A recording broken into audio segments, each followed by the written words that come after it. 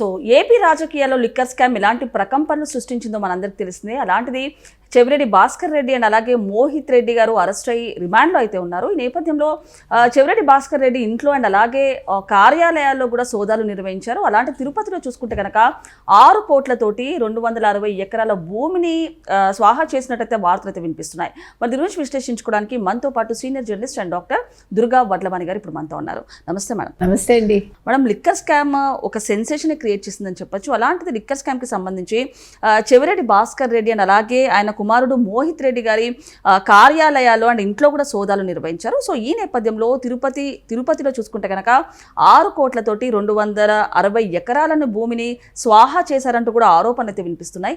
ఏ విధంగా చూడొచ్చు అంటారు? మరి ఇప్పుడు సజ్జల గారు చెప్పాలి. నిన్న కూడా అసలు లిక్కర్ స్కామే లేదు, నా కొడుకును అనవసరంగా ఇరికిస్తున్నారు అన్నారు కదా. ఇవాళ ఈ కంపెనీలన్నీ బయటపడ్డాయి కదా, డొల్ల కంపెనీలన్నీ. ఇవాళ మీరు కనుక చూసుకుంటే గూడూరు దగ్గర 260 ఎకరాలు 6 కోట్లకు కొని 2022లో అరబిందో వాళ్ళకి శరచంద్రారెడ్డికి 28 కోట్లకు అమ్ముకుని దాన్ని వైట్ చేసుకున్నామని వాళ్ళు తర్వాత దాన్ని మార్చుకుని మళ్ళీ దానికి భూమి రేట్లు పెంచేసుకుని ఇన్ని జరిగాయి.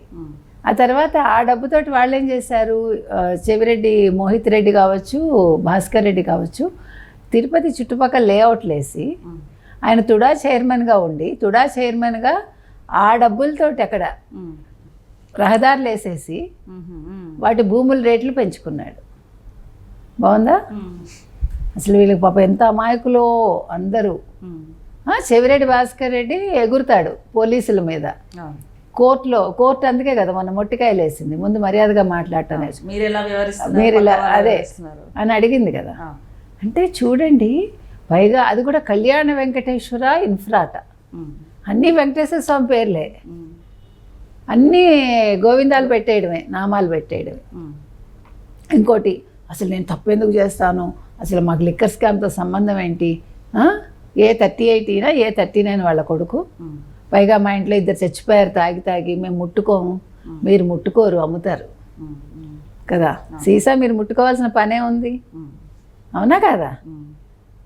సీసాలు అక్కడ వస్తాయి, అది ఎవరి చేతో ఎత్తించి పంపిస్తారు, మీకు సంబంధం ఉండదు, మీరు ముట్టుకోరు, డబ్బులు మాత్రం ముట్టుకుంటారు. అంటే ఈ కల్తీ మద్యం తాగి చాలా మంది చనిపోయారు, చాలా మంది కలేయాలు కానివ్వండి, కిడ్నీలు కానీ పాడేయని చెప్పొచ్చు. మరి అదే కల్తీ మద్యం వీళ్ళు కూడా మీరు అన్నట్టు టేస్ట్ చేశారంటారా, తాగారంటారా మేడం? తాగరండి. వీళ్ళు ఎందుకు తాగుతారు? వీళ్ళు డబ్బులు తాగుతారు, వాళ్ళు రక్తం తాగుతారు.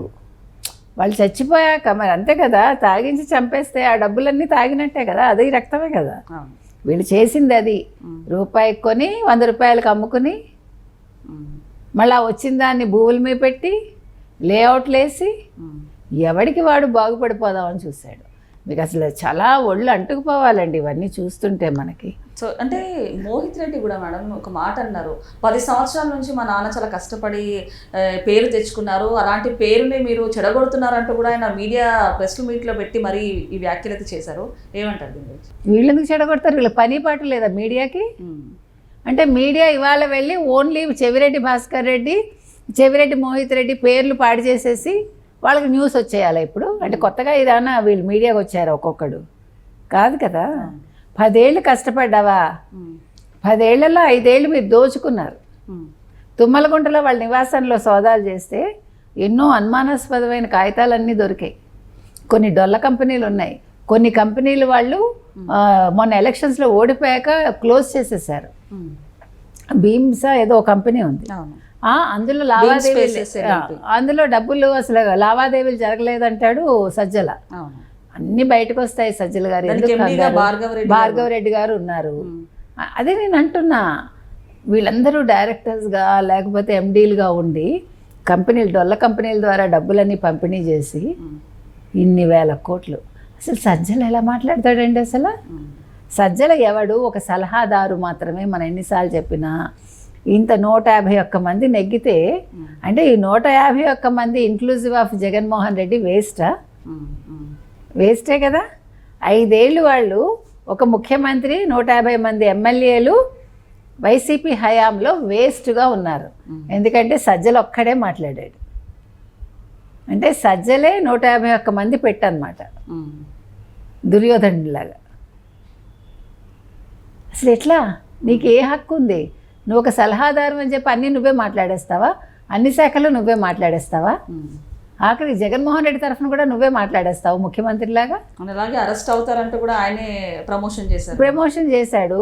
అసలు ఇప్పుడు ఈ లెక్కన మీరు అరెస్ట్ చేయాల్సింది ఎవరినండి? 151 మంది తరఫున సజ్జలు అరెస్ట్ అయ్యి జీవితకాలం శిక్ష అనుభవించాలి ఫస్ట్, ఇలాంటి పాడు సలహాలు ఇచ్చినందుకు.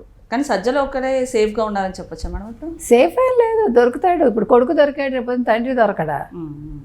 ఇప్పుడు మీరు ఎంత మట్టి అంటకుండా చేసుకుందాం అనుకున్నా అక్కడ ఎకరాలు ఏవో కొన్నాడు కదా, అటవీ భూములు అన్నీ దొరికాయి కదండి. అందుకని కంగారేం లేదు. మనం అనుకుంటున్నాం భూమిని మనం ఆక్రమించామని. అది మన ఆక్రమించడం మొదలు పెడితే భూమి మన్ని ఏమవుతాం మనం?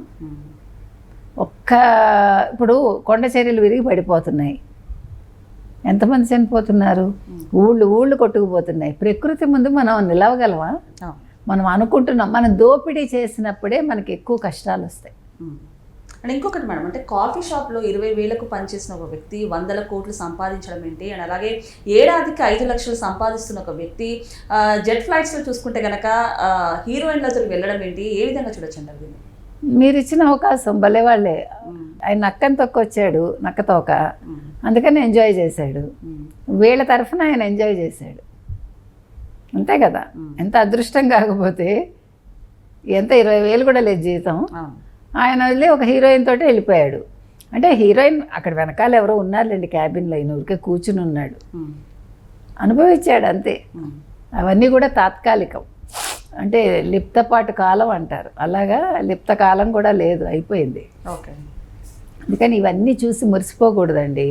మనం అనుకుంటాం అబ్బో ఇంక మందే రాజ్యం అనుకుంటే ఉండదు.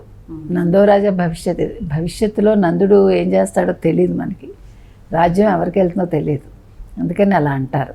కాబట్టి జగన్మోహన్ రెడ్డి మాటలు విని 30 ఏళ్ళు అనుకుని అందరూ కూడా మురిసిపోయి ఇప్పుడు బొక్కబోర్లా పడుతున్నారు. అసలు సజ్జల్ లాంటి వాడిని పెట్టుకోవటమే జగన్మోహన్ రెడ్డి చేసిన తప్పు. జగన్మోహన్ రెడ్డి ఎంత గుడ్డిగా నమ్మాడంటే మొత్తం ఆక్రమించేశాడు సజ్జల, అంతే కదా. మొత్తం అన్ని శాఖలు ఆక్రమించేశాడు, అందరి మెదళ్ళు ఆక్రమించేశాడు, ఆఖరికి ముఖ్యమంత్రిని కూడా ఆడిచ్చాడు నన్ను అడిగితే. కాబట్టి ఇవాళ జగన్మోహన్ రెడ్డి ఏమీ చేయలేని స్థితిలో ఉన్నాడు. ఇవాళ సజ్జల జరిగిన దానికి బాధ్యత వహించాలి. సజ్జల నా కొడుకు అమాయకుడు, ఇప్పుడు నీ కొడుకు కోసం ఎందుకు వచ్చి బయటకు వచ్చి మాట్లాడుతున్నావు? నువ్వు నీ కొడుకు మాట్లాడమను, నువ్వెందుకు మాట్లాడుతున్నావు? అసలు లిక్కర్ స్కామ్ లేదా అంటే ఇప్పుడు సిట్టు చేసేదంతా అంత అబద్ధమా? ఇప్పుడు సుప్రీంకోర్టు చెప్పిందండి, మీరు జైల్లోనే ఉండండి, సిట్టు దగ్గర ఆధారాలు ఉన్నాయి, మీరు బయటికి రావాల్సిన పని లేదు అని సిట్టే చెప్పింది కదా మొన్న క్లియర్ కట్గా. ఇప్పుడు మీకు మిథున్ రెడ్డికి బెయిల్ ఇవ్వలేదు కదా, మరి ఎందుకు ఇవ్వలేదు? అవసరం లేదని చెప్పింది కదా. అంటే అక్కడ ఏ ఆధారం లేకుండా సుప్రీంకోర్టు అబద్ధం చెప్తుంది. సరే మీరందరూ సుప్రీంకోర్టుకి వెళ్ళారుగా, ఇవాళ ఎవరైతే అరెస్ట్ అయ్యారో, మరి సుప్రీంకోర్టు మీకు బెయిల్ ఎందుకు ఇవ్వలేదు? ఇచ్చేయాలి కదా. అసలు లిక్కర్ స్కామే లేదు, వీళ్ళందరినీ బయటకు పంపించేయండి అనలేదుగా. అండ్ ఇంకొక మేడం, అంటే జగన్మోహన్ రెడ్డి గారు కీలకంగా ఉన్న వీళ్ళందరైతే అరెస్ట్ అయ్యారు ఇప్పుడు చూసుకుంటే, ఎందుకు జగన్మోహన్ రెడ్డి గారు అన్ని ఆధారాలు అయితే ఉన్నాయి, ఎందుకు ఇంకా సిట్ డిలే అనొచ్చా, లేకపోతే ఎందుకు ఇంకా? ఏ డిలే ఏం లేదండి. మీరు కంగారు పడితే పనులు అవ్వవు. ఇవాళ అరెస్ట్ చేసేసి ఏం చేస్తారు? వివరాలన్నీ ఉండాలి కదా, ఆధారాలన్నీ పక్కాగా ఉండాలి కదా. ఇప్పుడు మంచి చేయడం కష్టం కానీ చెడు చాలా ఈజీ. ఇప్పుడు కోర్టులో కూడా లూప్ హోల్స్ పట్టుకుని వీళ్ళందరూ వాదిస్తారు, అందుకని అవకాశం ఇవ్వకుండా చూస్తున్నారు. కాబట్టి మనం ఓపిక పట్టాలి, అవుతుంది, ఎప్పుడు అవ్వాలో అప్పుడు అవుతుంది. Okay madam, thank you.